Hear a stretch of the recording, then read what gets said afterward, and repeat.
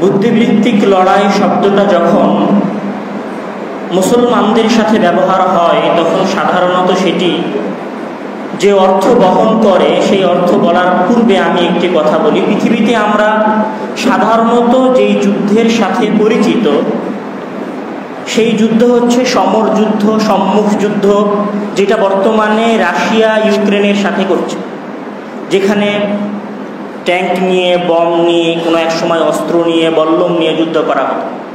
এই যুদ্ধের সাথে আমরা পরিচিত, এটা আমরা বুঝি। কিন্তু বুদ্ধিবৃত্তিক লড়াই বা ইন্টেলেকচুয়াল ওয়ার বা আল গাজউল ফিকরি বলতে কি বোঝায় এটা আমরা অনেকেই বুঝি না।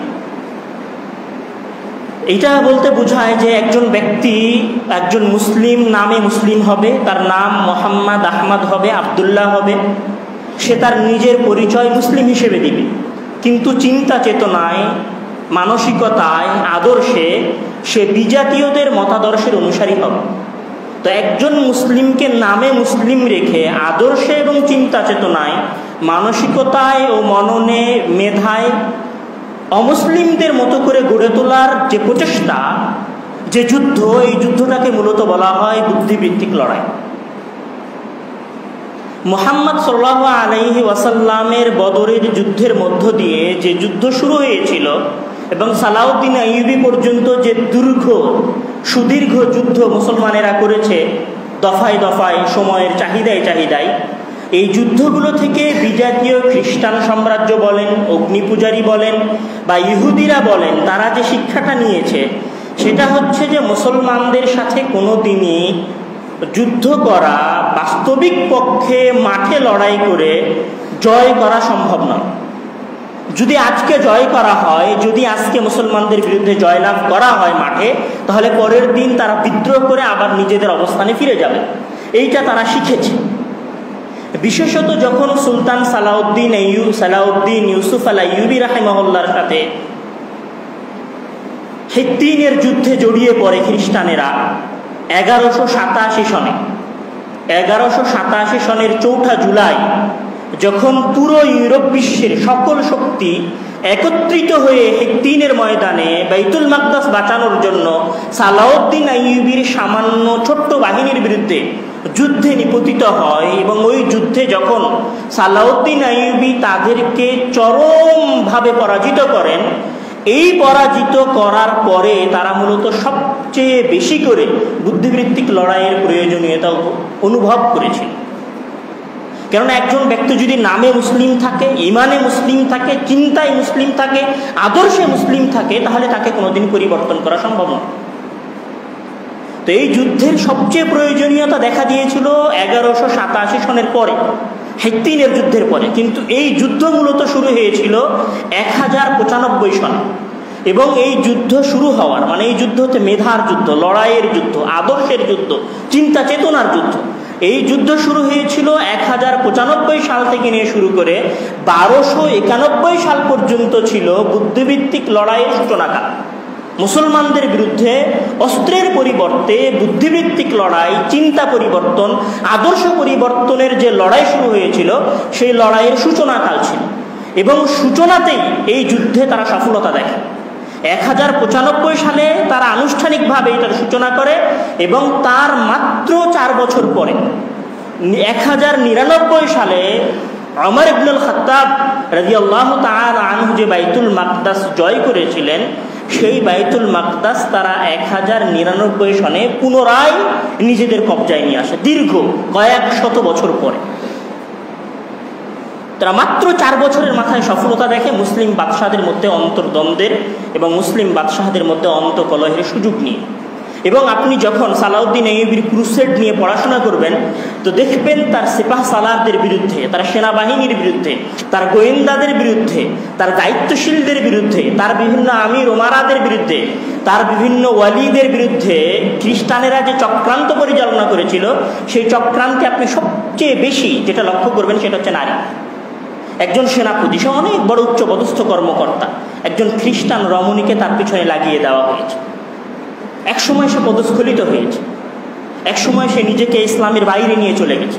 তো এইটা আপনি সালাউদ্দিন আইয়ুবী রাহিমাহুল্লাহর যুগে সবচেয়ে বেশি দেখতে পাবেন। এবং হিত্তিনের যুদ্ধের পরে তারা এইটার প্রয়োজনীয়তা চরমভাবে অনুভব করে, চরমভাবে। এবং এইটাতে তারা তাদের পরিপূর্ণ মেধা এবং শক্তি লাগায়। এবং ইউরোপ ওই হিত্তিনের যুদ্ধে সালাউদ্দিন আইয়ুবীর হামলা এত প্রবল ছিল, এত ভয়ঙ্কর ছিল যে 9 জন বাদশাহ ওই যুদ্ধে অংশগ্রহণ করেছিল খ্রিস্টানদের, যাদেরকে পূর্ণরূপে পরাজিত করেছিলেন সালাউদ্দিন আইয়ুবী, এবং কয়েক বছরের জন্য তাদের উঠে দাঁড়ানোর ক্ষমতা ধূলিসাৎ করে দিয়েছেন। এরপরে 1200 সনের দিকে 1200 সালের দিকে বর্তমান যেটাকে আমরা ফ্রান্স বলে চিনি, ফ্রান্স আগে থেকেই মুসলমানদের শত্রু, এখনো শত্রু, এবং আজ থেকে 1000 বছর পূর্বেও ফ্রান্স মুসলমানদের শত্রু। আপনি ব্রিটেনে গেলে ব্রিটেনের মানুষদের একটু সহনশীল পাবেন, সরকারকেও সহনশীল পাবেন। আমেরিকায় গেলে আমেরিকার সরকারকেও হয়তো একটু সহনশীল পাবেন, মানুষদেরকে একটু সহজ পাবেন। কিন্তু আপনি ফ্রান্সের সরকার বলেন আর ফ্রান্সের মানুষ বলেন, আজও তারা মুসলমানদের পরিপূর্ণ বিরোধী। তো ফ্রান্সের বাদশাহ নবম লুই যখন 1200 সালে বাইতুল মাকদাস জয়ের উদ্দেশ্যে 7ম ক্রুসেড পরিচালনা করে, 7ম ক্রুসেড, তখন সালাউদ্দিন আইয়ুবী রাহিমাহুল্লাহর পরবর্তী বংশধর মুয়াজ্জেম তুরান শাহের হাতে উনি বন্দী হন, এবং মিশরের মানসুরা নামক শহরে মুয়াজ্জেম তুরান শাহ তাকে বন্দী করে রাখেন, এবং 50,000 দিরহামের বিনিময়ে তিনি সেই বন্দী দশা থেকে মুক্তি লাভ করেন।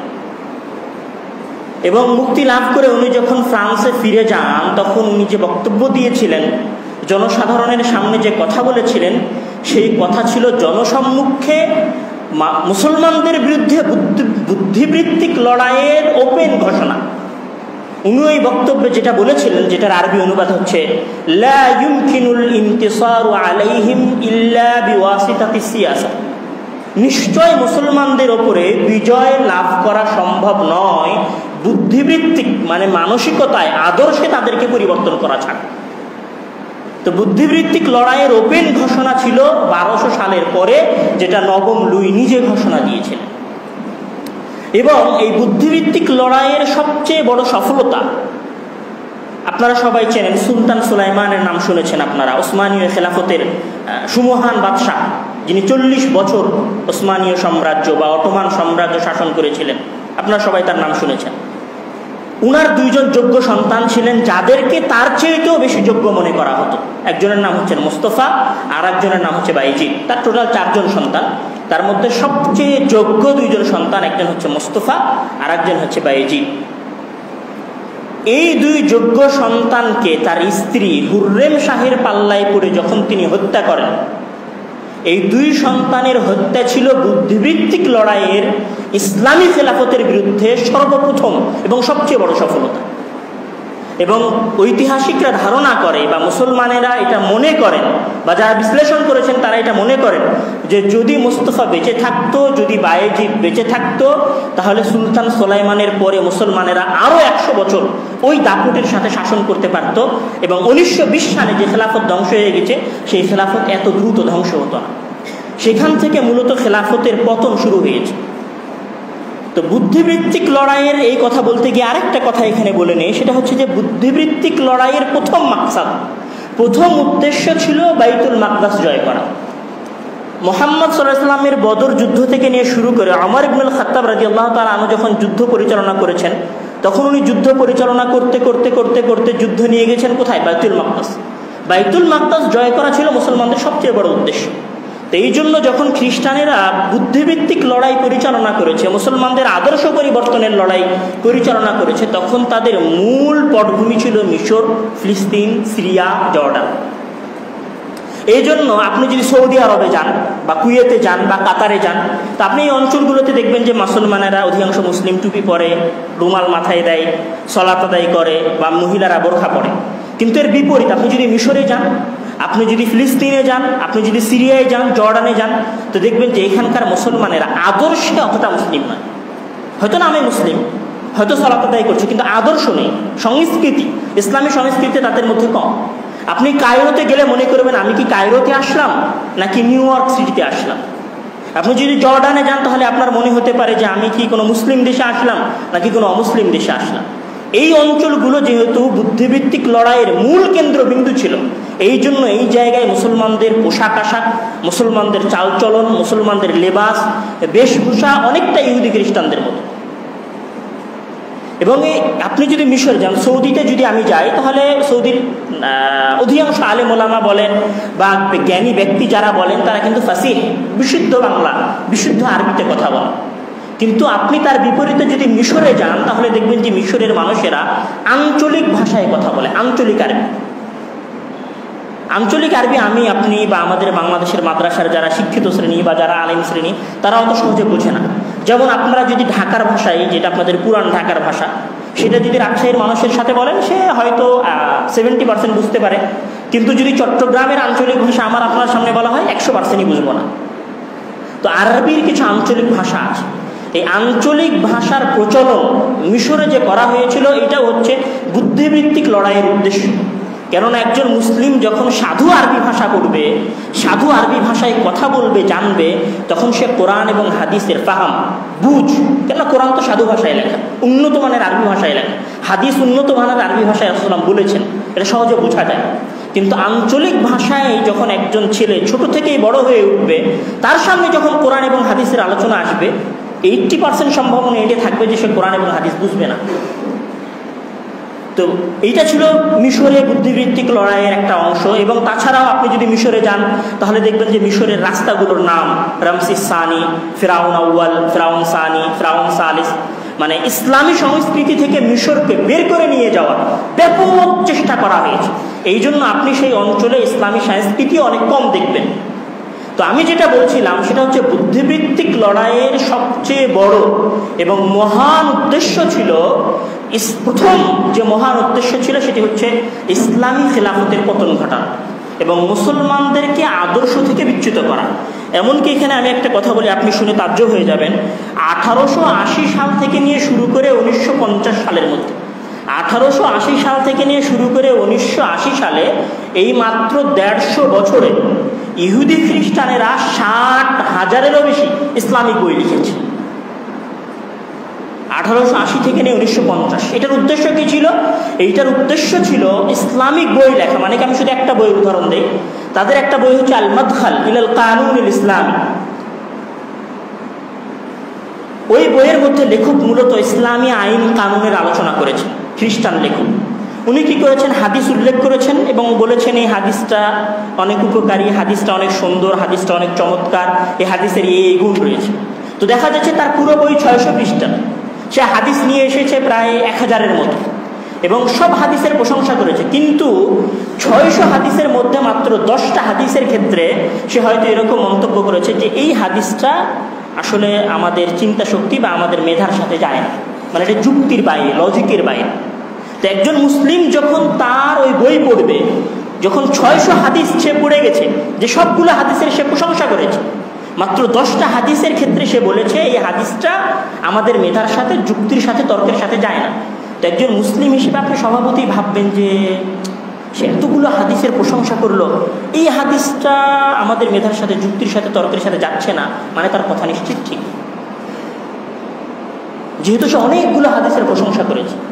তো এই বই লেখার মাধ্যমেও তারা মুসলমানদের বিরুদ্ধে বুদ্ধিভিত্তিক লড়াই পরিচালনা করেছে এবং মুসলমানদের ঈমান এবং আদর্শ এবং তাদের ধর্মের উপর যে বিশ্বাস, সেই বিশ্বাসকে পরিবর্তন করার চেষ্টা করেছে। এবং তাদের এই প্রচেষ্টার, যেটা আমি আগেও বলেছি, মূল উদ্দেশ্য ছিল খেলাফত পতন করা, খেলাফতের পতন ঘটানো। এবং 1920 সালে তারা খেলাফতের পতন ঘটাতে সফলতা লাভ করে।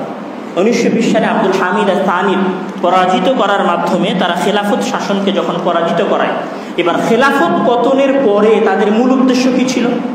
খেলাফত পতনের পরে তাদের মূল উদ্দেশ্য ছিল যে মুসলমানদেরকে আলাদা আলাদা রাষ্ট্রে, আলাদা আলাদা অঞ্চলে, আলাদা আলাদা এলাকায় বিভক্ত করে দেওয়া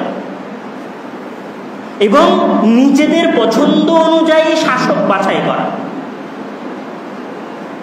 এখানে আরো একটা কথা বলি, আজ 1920 সালে ইসলামী খেলাফতের পতন হয়েছে। 1920 সাল থেকে নিয়ে আজ পর্যন্ত প্রায় 100 বছরের ব্যবধান। এই 100 বছরের ব্যবধানে অমুসলিমদের হাতে মুসলমানেরা মারা গেছে প্রায় 1.5 কোটিরও বেশি, আর বস্তুযুদ্ধ হয়েছে, বসত ভিটা যুদ্ধ হয়েছে প্রায় 10 কোটিরও বেশি মুসলিম। যদি আপনি মুহাম্মদ সাল্লাল্লাহু আলাইহি ওয়াসাল্লাম থেকে নিয়ে শুরু করে উসমানীয় খেলাফত পর্যন্ত হিসাব করেন, তাও 1.5 কোটি মুসলিম শাহাদত বরণ করেনি। মাত্র 100 বছরের ব্যবধানে 1.5 কোটি মুসলিম শাহাদত বরণ করেছে। এটা হচ্ছে খেলাফত, মানে খেলাফত না থাকার সবচেয়ে বড় লস মুসলিম সমাজে। এবং আর একটা মুসলিম সমাজের সবচেয়ে বড় লস সেটা হচ্ছে যে খেলাফত একবার উমাইয়াদের খেলাফত এসেছে, তারপরে আব্বাসীয়দের খেলাফত এসেছে, তারপরে ওসমানীয়দের খেলাফত এসেছে। কখনো খলিফারা অনেক শক্তিশালী থেকেছেন, কখনো অনেক দুর্বল হয়েছে। কিন্তু খলিফারা দুর্বল হয়ে গেলেও অঞ্চল ভেদে মুসলিম শাসকদের শক্তি চরম পর্যায়ে থেকেছে। যেমন আব্বাসীয় খেলাফতের শাসন আমলে আমি যদি বলি তাহলে সুলতান সালাউদ্দিন আইয়ুবী রাহিমাহুল্লাহ মিশরে অনেক শক্তিধর বাদশাহ ছিলেন। আপনি যদি গজনিতে যান তাহলে মাহমুদ গজনি অনেক শক্তিধর বাদশাহ ছিলেন। আপনি যদি ওখান থেকে বের হয়ে মিশরের পরের অঞ্চলের দিকে যান তাহলে আপনি দেখবেন যে কুতুবউদ্দিন বাইবার্স অনেক শক্তিশালী বাদশাহ ছিলেন। আপনি যদি ওমাইয়াদের কাছে যান তাহলে আপনি দেখবেন ওই সময় ইউসুফ বিন তাশফিন অনেক শক্তিশালী বাদশাহ ছিলেন, যারা নিজেদের অঞ্চলে নিজেদের এলাকায় জিহাদ পরিচালনা করত এবং নিজেদের এলাকায় মুসলমানদেরকে নিরাপত্তা দেওয়ার জন্য এবং আর একটা অঞ্চল জয় করার জন্য জিহাদের কার্যক্রম বাস্তবায়িত করত এবং জারি রাখত, যেটা খেলাফত করে যাওয়ার পরে আপনি এরকম কাউকে আর পাবেন না। 1920 সালের পরে মুসলিম বিশ্বে আর এরকম কোনো নেতা তৈরি হয়নি যে মুসলমানদের অধিকারের জন্য কথা বলা নয় বরং অধিকার আদায় করে নিতে পারে। সালাউদ্দিন আইয়ুবী অধিকার আদায় করে নিয়েছেন, মাহমুদ গজনি যুদ্ধ করে অধিকার আদায় করে নিয়েছেন, কুতুবউদ্দিন বাইবার্স যুদ্ধ করে তাতারিদেরকে বিতাড়িত করে মুসলমানদের অধিকার আদায় করে নিয়েছেন। আফ্রিকায় ইউসুফ বিন তাশফিন যুদ্ধ করে মুসলমানদের অধিকার আদায় করে নিয়েছেন। আজ তো কথা বলা দুষ্কর হয়ে গেছে। এটা হচ্ছে ইসলামী খেলাফতের পতনে মুসলমানদের সবচেয়ে বড় লস। এবং তাদের আরেকটা যেটা উদ্দেশ্য ছিল সেটি হচ্ছে যে এমন শ্রেণীর শাসক তৈরি করা, যারা নামে মুসলিম হবে, যাদের বিরুদ্ধে কথা বলা ইসলামে নাজায়েজ হবে, যাদের বিরুদ্ধে আন্দোলন করা ইসলামে হারাম হবে, তাদেরকে ক্ষমতায় বসানো এবং তাদের মাধ্যমে অনইসলামিক কার্যক্রম করিয়ে নাও।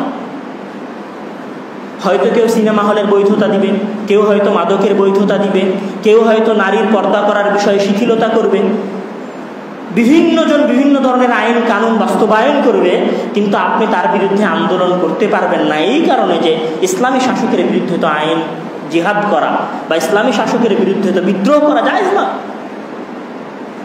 তাদের এখানে সবচেয়ে বড় সুবিধা যে আপনাকে আপনার মুসলিম দেশেই রাখছে, আপনার মুসলিম শাসকের দ্বারাই পরিচালনা করছে, কিন্তু আপনার মেধা, আপনার চিন্তা, আপনার আদর্শ ওই আমেরিকায় বসে থেকে, ওই ইসরায়েলে বসে থেকে আপনাকে পরিবর্তন করছে।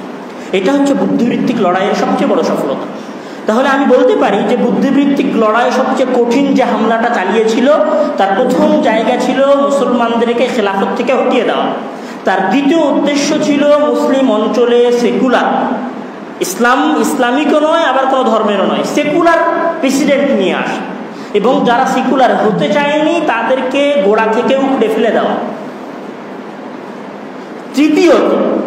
তৃতীয়ত যে গাজউল ফিকরি বা বুদ্ধিবৃত্তিক লড়াই ইসলামী সমাজে যে হামলা চালিয়েছিল বা যে হামলা চালাচ্ছে বা যে প্রচেষ্টা, আদর্শ পরিবর্তনের প্রচেষ্টা যেটা তারা এখনো অব্যাহত রেখেছে, সেইটার তৃতীয় এবং সবচেয়ে ভয়ঙ্কর এবং সবচেয়ে গুরুত্বপূর্ণ টার্গেট হচ্ছে আমার মনে হয়েছে ইসলামের নারী সমাজ।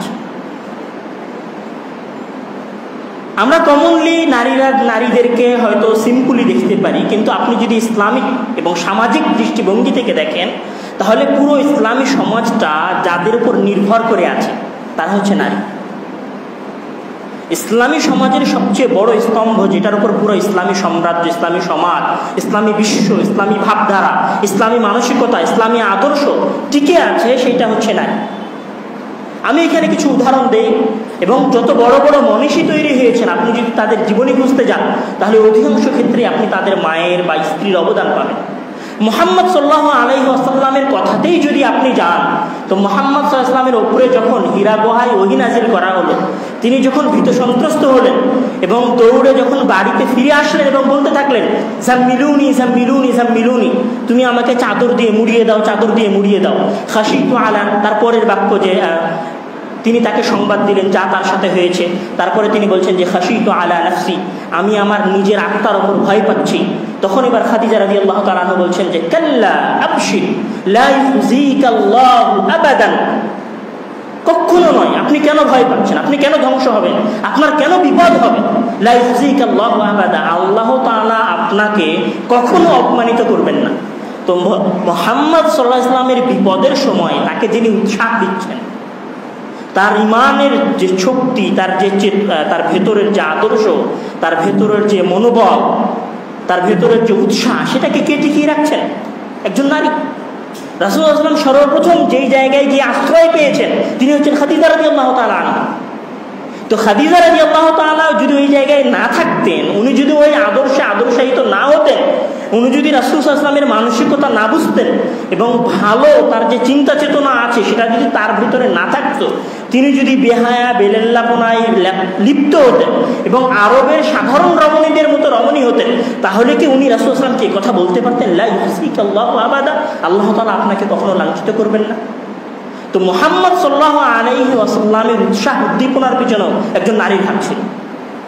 আপনি যদি ইসলামের বড় বড় ইমাম এবং আইম্মাদের জীবনী দেখেন তাহলে আপনি ঠিক এগুলোই পাবেন। মদিনার বিখ্যাত তাবিঈ এবং বিখ্যাত ফাকিহ রাবিআ বিন ফাররুখ, উনি যখন ওনার মায়ের গর্ভে, তখন তাকে তার বাবা ছেড়ে দিয়ে যুদ্ধে চলে গেছে।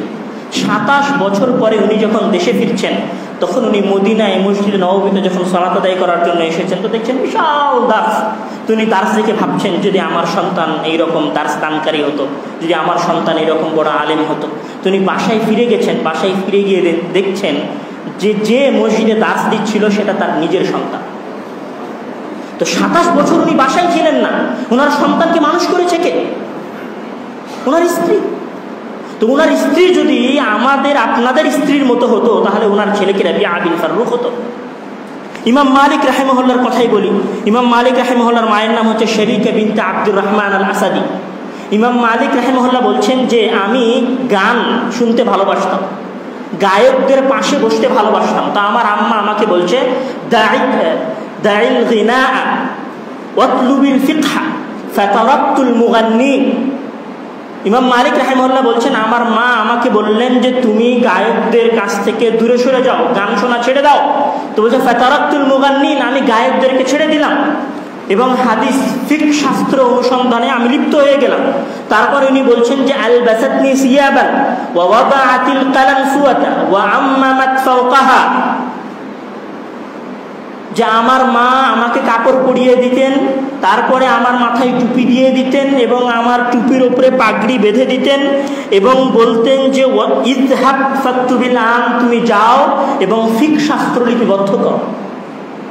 তো ইমাম মালিকের মা শরীকা বিনতে আব্দুর রহমান যদি না বুঝতেন যে গান শোনা হারাম, যদি তার মধ্যে ইসলামী আদর্শ না থাকতো, তাহলে ইমাম মালিক রাহিমাহুল্লাহ কি গান শোনা ছেড়ে দিয়ে ফাকিহ হতে পারতেন?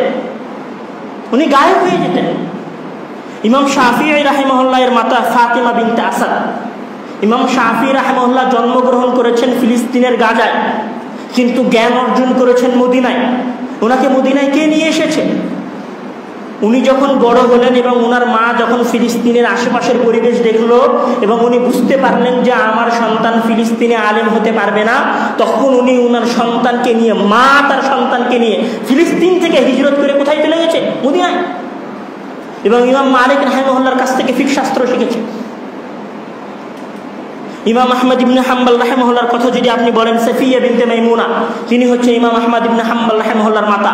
ইমাম আহমদ ইবনে হাম্বল রাহিমাহুল্লাহ বলছেন যে এনারা সবাই ইয়াতিম, অল্প বয়সে বাবা মারা গেছে বা কারো মায়ের পেটে থাকা অবস্থায় বাবা মারা গেছে। ইমাম আহমদ ইবনে হাম্বল রাহিমাহুল্লাহ বলছেন যে কানাত তুকিদুনি ক্বাবলা সালাতিল ফাজরি ফাতুহমি লি আল মা'a সুম্মা তাখরুজু মা'i ইলা সালাতি ইলা আল মাসজিদি খাওফান আলাইয়া। قال فلما بلغت 16 من عمري قالت لأمي اذهب في طلب الحديث فإن السفر في طلب الحديث هجرة إلى الله الأحد إن الله إذا استودع شيئا لا يضيعه أبدا فاستودعك الله الذي لا يضيع ودائعه। ইমাম আহমদ ইবনে হাম্বল রাহিমাহুল্লাহ বলছেন যে কানাত তুকিদুনি, আমার মা ক্বাবলা সালাতিল ফাজরি, আমার মা আমাকে ফজরের সালাতের পূর্বে ঘুম থেকে ডেকে দিতেন। ফাতুহমি লি আল মা'a, আমার জন্য পানি গরম করে দিতেন। ওয়া তাখরুজু মা'i ইলাল মসজিদ, আর আমার সাথে আমার মা মসজিদে যেতেন। খাওফান আলাইয়া, আমার ভয়। অতঃপর যখন আমি 16 বছর বয়সী হলাম, তখন আমার মা আমাকে বলছেন যে তুমি হাদিস অনুসন্ধানের জন্য বের হয়ে যাও, নিশ্চয় হাদিস অনুসন্ধান সন্ধানের জন্য বের হয়ে যাওয়া হচ্ছে আল্লাহর পথে হিজরত করা। তো ইমাম আহমদ ইবনে হাম্বালের মা যদি ইমাম আহমদ ইবনে হাম্বালকে ফজরের পরে ডেকে মসজিদে যাওয়ানোর ক্ষেত্রে অভ্যস্ত না করতেন, তাহলে ইমাম আহমদ ইবনে হাম্বাল রাহিমাহুল্লাহ কি ইমাম আহমদ ইবনে হাম্বাল হতেন? আপনার স্ত্রী তো সকাল 8টায় 7টায় ঘুম থেকে ওঠে, আর ইমাম আহমদ ইবনে হাম্বালের মা ফজরের আগে ইমাম আহমদ ইবনে হাম্বালকে উঠাচ্ছে আর পানি গরম করে দিচ্ছে সন্তানকে উজু করার জন্য। তারপরে তিনি মায়ের আদর্শ পেয়ে ইমাম আহমদ ইবনে হাম্বাল হয়েছেন। ইমাম শাফি মায়ের আদর্শ পেয়ে ইমাম শাফি হয়েছেন। ইমাম বুখারী মায়ের আদর্শ পেয়ে ইমাম বুখারী হয়েছেন। ইমাম বুখারী বলছেন যে আমি আমার মাকে দেখেছি অনেক বেশি ক্রন্দন করতে, অনেক বেশি কাঁদতে। তো প্রত্যেক বড় বড় মনীষী, আপনি যদি সালাউদ্দিন আইয়ুবীর কথা বলেন তাহলে সালাউদ্দিন আইয়ুবী এত বড় হয়েছেন তার স্ত্রীর কারণে। আপনি যদি মোহাম্মদ বিন কাসেমের কথা বলেন তাহলে মোহাম্মদ বিন কাসেম এত বড় সিপাহ সালার, এত বড় যোদ্ধা হয়েছেন তার মায়ের কারণে। আপনি যদি প্রত্যেক মুসলিম বড় বড় মনীষীদের জীবনে খুঁজতে যান তাহলে দেখবেন তাদের জীবনে মায়ের আদর্শের ছাপ রয়েছে। এই জন্য খ্রিস্টানদের সবচেয়ে বড় হামলা এবং সবচেয়ে বড় হামলার জায়গা এবং কেন্দ্রবিন্দু এবং বুদ্ধিভিত্তিক লড়াইয়ের সবচেয়ে বড় কেন্দ্র ছিল নারী সমাজ। সম অধিকারের নামে তারা মূলত সম অধিকারের ধোঁয়া তুলে ইসলামী সমাজের নারীদেরকে ঘরের বাইরে নিয়ে চলে এসেছে। সম অধিকার যে উপরে থাকে সে চায় না, যে নিচে থাকে সে চায়। আমি পুরুষ, আমি একজন ছেলে, আমার সাথে আরেকজন ছেলে আছে, সে আমার নিচে আছে, সে আমার কাছে অধিকার চাইতে পারে, কিন্তু যে আমার উপরে আছে সে কি আমার সমান সম অধিকার চাইবে? সে তো আমার উপরেই আছে। তো মুহাম্মদ সাল্লাল্লাহু আলাইহি ওয়াসাল্লাম কোনো পুরুষ সন্তানের ক্ষেত্রে বলেননি যে কারোর কাছে যদি 2 জন পুরুষ সন্তান বেড়ে ওঠে তাহলে তাকে লালন পালন করার বিনিময়ে তার বাবা জান্নাতে যাবে বা আমি এবং তার বাবা জান্নাতে এইভাবে থাকবে। কিন্তু রাসূল সাল্লাল্লাহু আলাইহি ওয়াসাল্লাম বলেছেন যে মান আলা জারিয়াতাইন, যে ব্যক্তি 2 জন কন্যা সন্তানকে প্রতিপালন করবে, হাত্তা তাবলুগা জাআ ইয়াউমাল কিয়ামাতি আনা ওয়া হুয়া ওয়া দাম্মা বাইনা আসাবিহি। রাসূল বলছে কেউ যদি 2 জন কন্যা সন্তান প্রতিপালন করে তাহলে আমি কিয়ামতের দিন আমি এই প্রতিপালনকারী ব্যক্তি এইভাবে থাকব। তারপর তিনি 2 আঙ্গুল দিয়ে ইশারা করলেন। তো কোনো পুরুষ সন্তান মানুষ করার ক্ষেত্রে কি রাসূল সাল্লাল্লাহু আলাইহি ওয়াসাল্লাম এই কথা বলেছেন?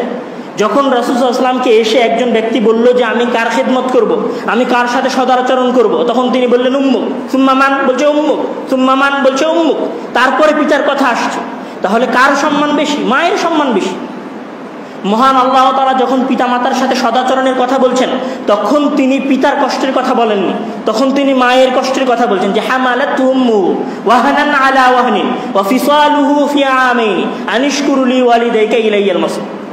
মানে বোঝা যাচ্ছে যে ইসলামে নারীর সম্মানটা অনেক বেশি পুরুষের চাইতে সামাজিক দৃষ্টিকোণ থেকে। তো সম অধিকার যে নিচে থাকে সে চায়, যে উপরে থাকে সে সম অধিকার চায় না। এখন আপনি যদি বলেন, যেমন আমাদের আজকালকের পত্রিকায় দেখাচ্ছে একজন নারী মাথায় মাটি নিয়ে যাচ্ছে, তখন সেটার ছবি তুলে পত্রিকায় দিয়ে বলছে যে আমাদের নারীরা স্বয়ংসম্পূর্ণ হচ্ছে। কিভাবে স্বয়ংসম্পূর্ণ হচ্ছে? নিজেরা টাকা ইনকাম করে স্বয়ংসম্পূর্ণ হচ্ছে। টাকা ইনকাম করা বা নিজের কাছে টাকা থাকা কি স্বয়ংসম্পূর্ণতা বা এইটা কি সম্মানের মাধ্যম?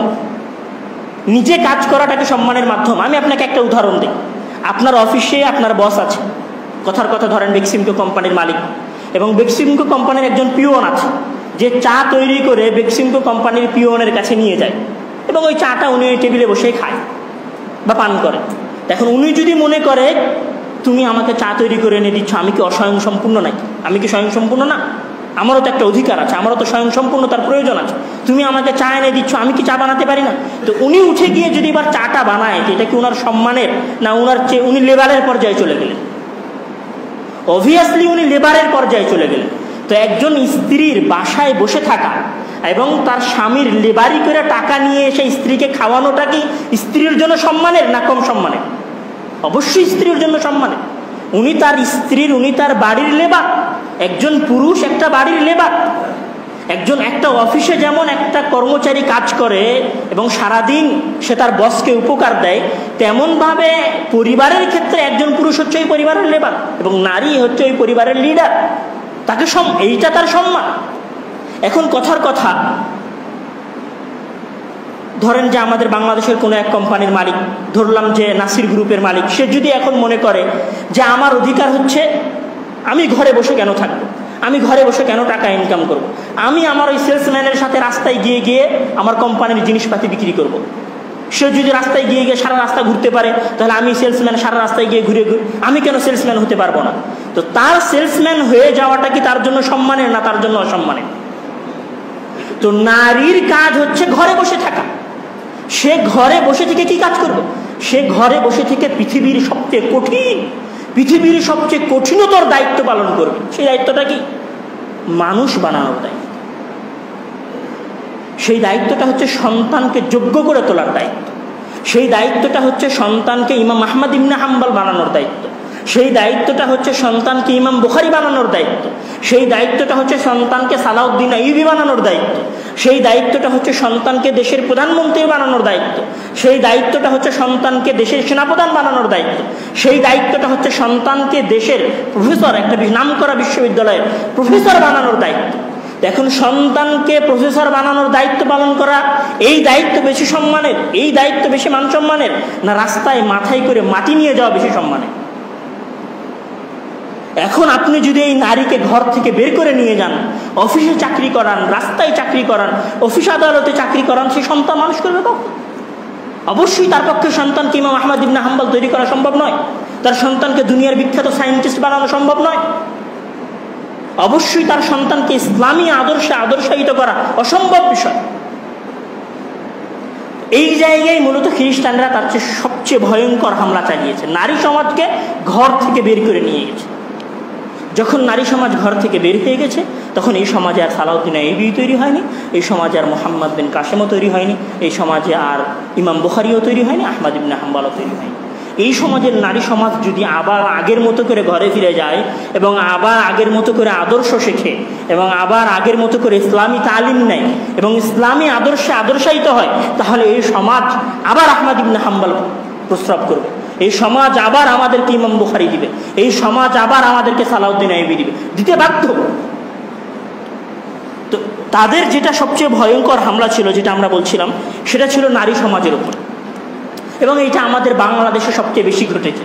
এবং যত এনজিও আছে, যত মানবাধিকার কর্মীরা আছে, যত মানবাধিকার সংগঠন আছে, এরা সবাই একই এজেন্ডা, এদের একটাই এজেন্ডা। এরা সবাই বুদ্ধিবৃত্তিক লড়াইয়ের অংশ, এরা সবাই ইন্টেলেকচুয়াল ক্রুসেডের অংশ, এরা সবাই ইন্টেলেকচুয়াল ওয়ারের অংশ, এরা সবাই গাজওয়াল ফিকরির অংশ।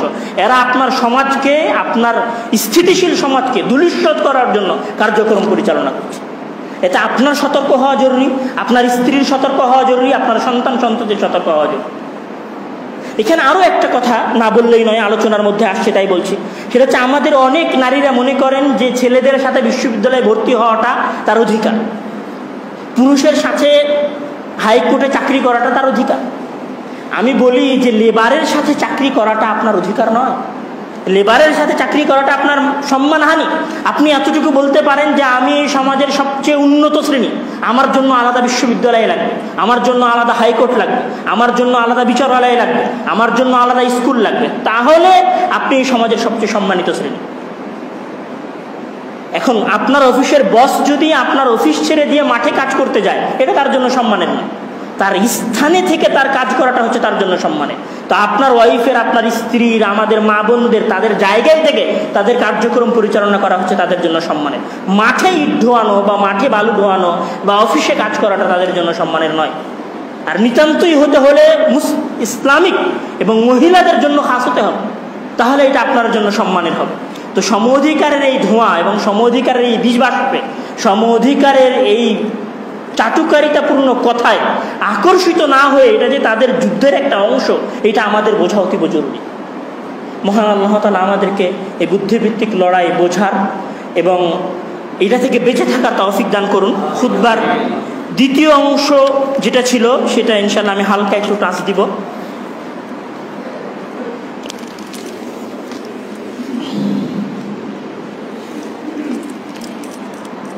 إن الحمد لله وحده والصلاة والسلام على من لا نبي بعده أما بعد। সম্মানিত উপস্থিতি, আমরা বুদ্ধিবৃত্তিক লড়াইয়ের উপর আলোচনা করছিলাম। আমাদের দ্বিতীয় অংশে আমি যেটা বলতে চাচ্ছিলাম সেটা হচ্ছে যে বাংলাদেশে বুদ্ধিবৃত্তিক লড়াইয়ের কী পরিবেশ এবং কী পরিস্থিতি। এখানে আমার কাছে মনে হয়েছে বাংলাদেশে, সময় সংক্ষিপ্ত, বাংলাদেশে বুদ্ধিবৃত্তিক লড়াইয়ের সবচেয়ে ভয়ঙ্কর যে জায়গা সেটা হচ্ছে আপনাকে আপনার দেশে পরাধীন বানানো। আপনাকে আপনার দেশে পরাধীন বানানো মানে আপনি যখন দাড়ি পরেন এবং মাথায় যখন টুপি দেন তখন আপনি মনে করেন এই দেশটা আমার নয়। তখন আপনি মনে করেন যে এই দেশটা হচ্ছে সেকুলারদের, এই দেশটা হচ্ছে জাফর ইকবালের, এই দেশটা হচ্ছে নাস্তিক হুমায়ুন আজাদের, এই দেশটা হচ্ছে নাস্তিক বোলাগারদের।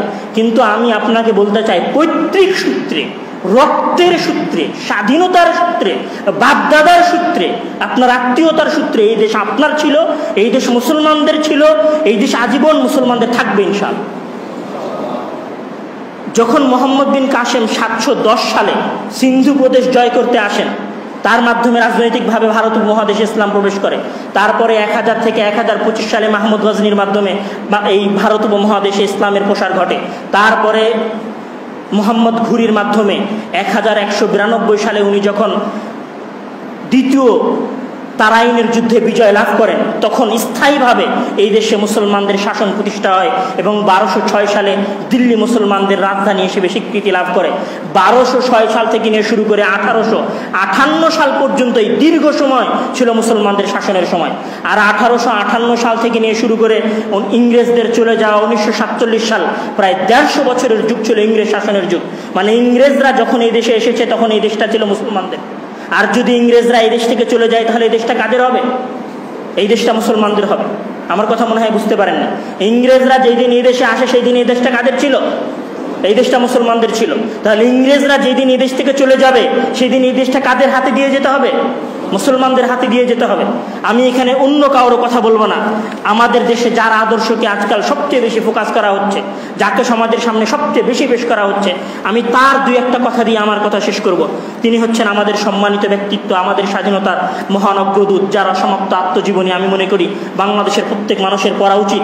তিনি তার অসমাপ্ত জীবনীর 35 পৃষ্ঠায় বলছেন, উনি যখন ভারত ইংরেজদেরকে তাড়ানোর আন্দোলন করছেন, ইংরেজদেরকে যখন তাড়ানোর আন্দোলন করছেন তখন উনি তার মনের একটা বাসনার কথা লিখছেন। উনি বলছেন যে মনে হতো সুভাষবাবু, সুভাষচন্দ্র বসু, ওয়েস্ট বেঙ্গলের সুভাষচন্দ্র বসু, মনে হতো সুভাষ বসু একবার বাংলাদেশে আসতে পারলে ইংরেজকে তাড়ানো সহজ হবে। আবার মনে হতো সুভাষবাবু আসলে তো মুসলমানদের জন্য আলাদা দেশ হবে না। সুভাষবাবু যদি আবার বাংলাদেশে আসে তাহলে কংগ্রেস, বর্তমান মহাত্মা গান্ধী, ইন্দিরা গান্ধী বা জওহরলাল নেহরু, এরা এই ভারত উপমহাদেশকে বন্টন করতে চাইতো না। এরা চাইতো যে এই দেশটা পুরো একটাই থাকবে, সবাই মিলে আমরা বাংলাদেশ পুরো ভারত উপমহাদেশ শাসন করব। কিন্তু মুসলমানদের একটা শ্রেণী চাইতো যে আমাদের আলাদা দেশ প্রয়োজন, আমাদের আলাদা দেশ প্রয়োজন। তো উনি বলছেন যে আবার মনে হতো যে সুভাষবাবু আসলে তো পাকিস্তান হবে না, মুসলমানদের জন্য আলাদা দেশ হবে না। পাকিস্তান না হলে 10 কোটি মুসলমানের কি হবে? অখণ্ড ভারতে যে মুসলমানদের অস্তিত্ব থাকবে না। অখণ্ড ভারত এই দেশে যদি পাকিস্তান মুসলমানদের জন্য আলাদা দেশ এবং হিন্দুদের জন্য আলাদা দেশ না হয় তাহলে এই দেশে মুসলমানদের অস্তিত্ব টিকবে না। এটা কে বলছেন? বঙ্গবন্ধু শেখ মুজিবুর রহমান বলছেন। আপনি যে বাংলাদেশে আজকে আছেন, এই বাংলাদেশে আপনি পাকিস্তানিদের কাছ থেকে পাকিস্তানিদের নির্যাতন থেকে মুক্তি লাভ করেছেন। কিন্তু এই যে মানচিত্র, যে মানচিত্রে আপনি বসবাস করছেন, এই যে বাংলাদেশে আপনি বসবাস করছেন, এই বাংলাদেশের মানচিত্র আপনি লাভ করেছেন 1947 সালে। তো ওই দিন এই দেশ যে আলাদা হয়েছিল, কিসের উপর ভিত্তি করে আলাদা হয়েছিল? ইসলাম এবং মুসলমানদের জন্য, যেটা উনি নিজে সশরীরে বলছেন। উনি নিজে বলছেন যে আমি এটা বিশ্বাস করি যে মুসলমানদের যদি আলাদা দেশ না হয় তাহলে মুসলমানদের অস্তিত্ব টিকবে না। এই দেশের ভিত্তিকার মুসলমানদের। আরও অনেক কথা ছিল, আমি এই কথাগুলো বলতে চাই না। আমি শুধু একটা সংক্ষিপ্ত কথা, যখন 1971 সালের 26শে মার্চে স্বাধীনতার প্রচারপত্র যখন পাঠ করা হচ্ছে বেতার যন্ত্র থেকে, চট্টগ্রাম বেতার যন্ত্র থেকে 7টা 40-এ কবি আব্দুল সালাম যখন স্বাধীনতার বেতার যন্ত্র পাঠ করছেন, স্বাধীনতার বার্তা যখন উনি পাঠ করছেন, তখন উনি তার আলোচনা শুরু করেছিলেন কোরআন তেলাওয়াতের মধ্য দিয়ে। এবং উনি ওনার আলোচনার শুরুতে বলেছিলেন নাহমাদুহু ওয়া নুসাল্লি আলা রাসূলিহিল কারীম। এরপরে উনি ওনার আলোচনা শুরু করেছিলেন এবং আলোচনার শেষে বলেছিলেন নাসরুম মিনাল্লাহ ওয়া ফাতহুন করিব। এবং শেখ মুজিবুর রহমান গ্রেফতার হওয়ার আগে 25শে মার্চ কালো রাতে উনি যে চিঠি লিখেছিলেন, স্বাধীনতার যে পত্র লিখেছিলেন, ওই স্বাধীনতার পত্রের নিচে লেখা ছিল ওনার লেখা ছিল যে মে আল্লাহ হেল্প আস দিয়ে লেখা ছিল জয় বাংলা। মানে এই দেশ যখন 1947 সালে স্বাধীন হয় তখন আমরা এই মানচিত্র পেয়েছিলাম ইসলামের উপর ভিত্তি করে। তারপরেও যখন মানচিত্র পেয়েছি পাকিস্তানিদের নির্যাতন থেকে মুক্তি লাভ করার জন্য, তখনও আমাদের মূল ভিত্তি এবং মূল এজেন্ডা ইসলাম ছিল এবং মুসলমান ছিল। এই দেশ পৈতৃক সূত্রে আপনার, এই দেশ ইসলামিক সূত্রে আপনার, এই দেশ স্বাধীনতার সূত্রে আপনার, এই দেশ বাপদাদার সূত্রে আপনার। এই দেশ কোনোদিন সেকুলারদের ছিল না, এই দেশ কোনোদিন নাস্তিকদের ছিল না। এই দেশ শেখ মুজিবুর রহমানের দেশ, শহীদ জিয়াউর রহমানের দেশ, যারা হোসেন শহীদ সোহরাওয়ার্দীর দেশ, এই দেশ শেরে বাংলা একে ফজলুল হকের দেশ, এই দেশ মৌলানা আব্দুল হামিদ খান মাস্টানির দেশ, এই দেশ মুসলমানদের দেশ। মুসলমানদের এজেন্ডার উপর ভিত্তি করে এই দেশ আলাদা হয়েছিল। মহান আল্লাহ তাআলা আমাদের প্রত্যেককেই এই বিশ্বাস, এই আকীদা, এই আদর্শ লালন করার তৌফিক দান করুন যে আমাদের ছিল, আমাদের থাকবে, এই দেশ অন্য কারো নয়। মহান আল্লাহ তাআলা আমাদের সেই তৌফিক দান করুন।